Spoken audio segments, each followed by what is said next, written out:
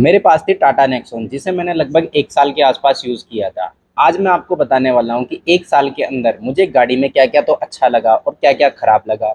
Plus मुझे गाड़ी में 1 साल के अंदर क्या-क्या समस्याएँ आई। एक बार पहले बात कर लेते हैं हम गाड़ी के नेगेटिव की, फिर बात करेंगे पॉजिटिव की। पहला जो गाड़ी का नेगेटिव है वो है टाटा की सर्विस। सर्विस सेंटर पे मैं गाड़ी को जब भी लेकर गया हूँ, तो उसके बाद मुझे गाड़ी कभी भी टाइम से नहीं मिली है।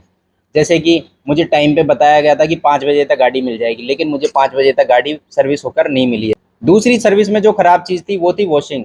वॉशिंग मैंने गाड़ी की सर्विस कई बार कराई है और हर बार वॉशिंग के बाद गाड़ी में कुछ ना कुछ ऐसा रह जाता था जो गंदा रह जाता था, जिसे मुझे उन्हें फिर से बताना पड़ता था कि आपने गाड़ी की सर्विस में ये चीज़ें साफ़ नहीं करी, इनको फिर से साफ़ करो। अगली जो कमी लगी मुझे गाड़ी में वो फिट एंड फिनिश को लेकर है, लेकिन मेजर इशू नहीं था। लेकिन जैसे मेरी जो गाड़ी की छत थी, छत के ऊपर एक लाइन लगी हुई होती है, उस लाइन में गैप आ गया था। तो उस गैप को सही करवाने के लिए मैंने सर्विस सेंटर वालों को बोला, तो उन्होंने उसको ठीक करने की कोशिश तो की, लेकिन वो पूरी तरीके से ठीक नहीं हुई और गाड़ी जैसे ही खड्डों में जाती थी तो उसका गैप वापस से बढ़ जाता था। हालांकि उसमें कोई बहुत ज़्यादा गैप नहीं था, लगभग इतना गैप था कि मेरी एक उंगली उसमें जा सके। हालांकि कोई भी आवाज़ नहीं आती थी, लेकिन वहाँ पर एक गैप जरूर बन गया था उसके ऊपर। तीसरा जो माइनस है वो है गाड़ी का एवरेज। मान लो आपकी जो ड्राइविंग है वो है सिटी के अंदर और आप एवरेज को ध्यान में ना रखते हुए गाड़ी चला रहे हो, तो उस सिचुएशन में जो है आपको एवरेज मिलेगा वो 10 से 12 का ही एवरेज मिलेगा।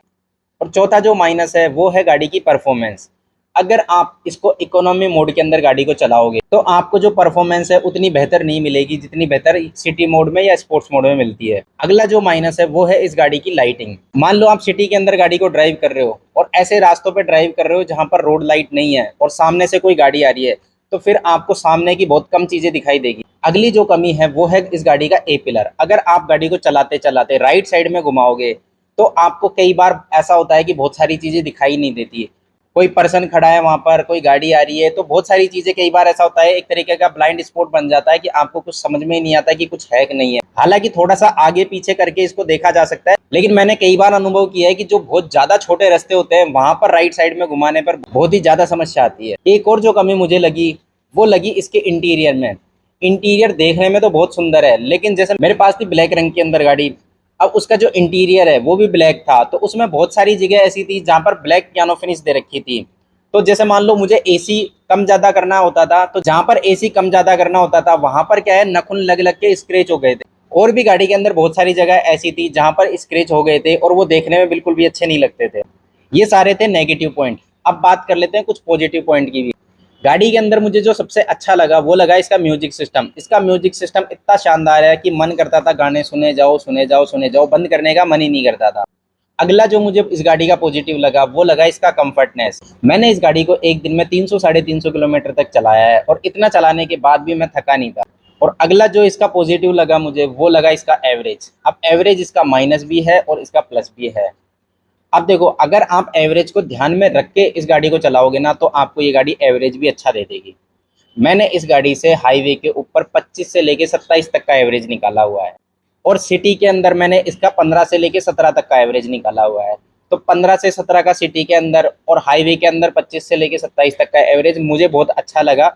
आपको कैसा लगा कमेंट बॉक्स में कमेंट करके जरूर बताना। अगला जो पॉजिटिव मुझे लगा वो है इसकी परफॉर्मेंस। अगर इसको आप इकोनॉमी मोड के अंदर गाड़ी को चलाते हो तो वहां पे गाड़ी आपको अंडर पावर लगती है, लेकिन यदि आप इसको स्पोर्ट्स मोड में चलाते हो तो आपको गाड़ी चलाने में मजा आएगा। अगली जो मुझे इस गाड़ी के अंदर अच्छी लगी वो लगी मुझे टाटा की सर्विस। टाटा की सर्विस कस्टमर केयर वाली। एक बार क्या हुआ था कि मुझे हॉस्पिटल जाना पड़ा, तो हॉस्पिटल के अंदर तो बैठने की जगह नहीं थी, तो मैं गाड़ी के अंदर आगे बैठ गया था और मैं गाड़ी के अंदर बैठ के म्यूजिक सुनता रहता था। तो मैंने म्यूजिक इतना ज्यादा सुन लिया था कि गाड़ी की बैटरी डिस हो गई थी।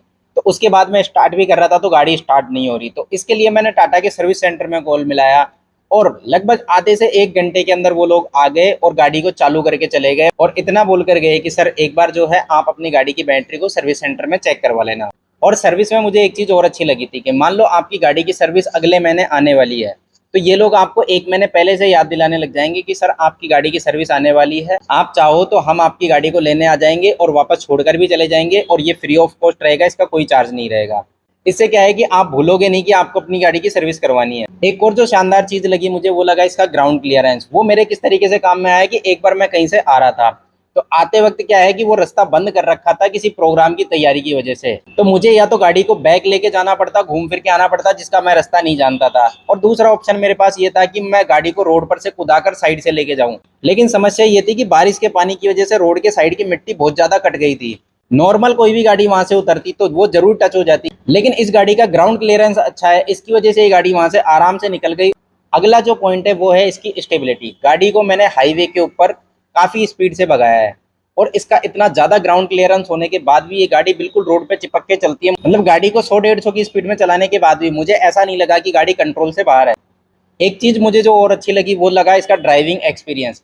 मतलब मैंने गाड़ी चलाना सीखा था वैगनार से, और वैगनार से जब मैं नेक्सॉन पे शिफ्ट हुआ तो मुझे ऐसा लगा कि मान लो मैं कोई ट्रक ड्राइव कर रहा हूँ। मतलब आपको लगेगा जब आप इस गाड़ी को चलाओगे तो आपको ऐसा लगेगा आप कोई बड़ी गाड़ी चला रहे हैं, हैवी गाड़ी चला रहे हैं। ये सभी चीजें थी जो मुझे गाड़ी की अच्छी लगी और खराब लगी, जो मैंने आपको बताई है। इसके अलावा गाड़ी में एक और समस्या आई थी, वो थी ऑयल लीकेज की।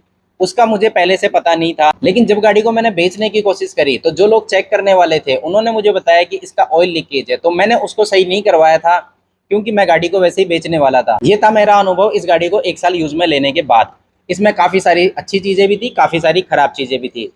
लेकिन आज मुझे फिर से नई गाड़ी लेनी हो और मेरा बजट यदि 10 लाख रुपए के आसपास है तो मैं नेक्सॉन को एक बार जरूर ट्राई करूंगा। और इससे आपको ये भी अंदाजा लग गया होगा कि मेरा ओपिनियन यही है कि यदि आपका 10 लाख रुपए के आसपास का बजट है तो आप एक बार इस गाड़ी को चेक कर सकते हैं। बाकी आपको ये वीडियो कैसा लगा कमेंट बॉक्स में कमेंट करके जरूर बताना, और वो कौन कौन से पॉइंट है जो मैंने मिस कर दिए इस वीडियो में, जो मुझे बताने चाहिए थे लेकिन मैं नहीं बता पाया, वो भी कमेंट बॉक्स में कमेंट करके जरूर बताना। और आखिर मेरी वजह क्या रही इस गाड़ी को बेचने की, यदि आप चाहते हो कि मैं उस पर भी वीडियो बनाऊं तो कमेंट बॉक्स में कमेंट करके जरूर बताना, अपन उस पर भी वीडियो बना देंगे।